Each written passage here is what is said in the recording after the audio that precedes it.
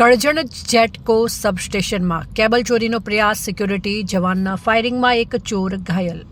કરજણ ખાતે આવેલ જેટકો સબસ્ટેશનમાં કેબલ ચોરી કરવાના હેતુથી ઘૂસેલા ચોરો પર ફરજ પર તૈનાત સિક્યોરિટી જવાને ફાયરિંગ કર્યું હતું। આ ઘટનામાં એક ચોરને ગોળી વાગતા તે ઘાયલ થયો હતો, જેને સારવાર અર્થે વડોદરા હોસ્પિટલ ખસેડવામાં આવ્યો છે। મળતી માહિતી મુજબ જેટકો સબસ્ટેશનમાં ફરજ બજાવતા સિક્યોરિટી જવાને ચોરીનો પ્રયાસ અટકાવવા માટે ફાયરિંગ કર્યું હતું। સિક્યોરિટી જવાને કરેલા ફાયરિંગ દરમિયાન ચોરના ડાબા હાથમાં ગોળી વાગી હતી।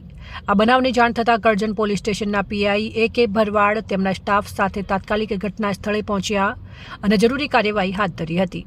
ઘટના સ્થળની આસપાસ તપાસ કરતા પોલીસે ત્યાં સંતાયેલા અન્ય એક ચોરને પણ ઝડપી લીધો હતો। પોલીસ દ્વારા આ સમગ્ર બનાવ અંગે વધુ તપાસ હાથ ધરવામાં આવી રહી છે અને તેમજ ચોરીના પ્રયાસમાં સંડોવાયેલા અન્ય શખ્સોની શોધખોળ પણ ચાલુ છે। Reporter Pravin Vasava, Pradeep Tantral, news Karjan, Vadodara.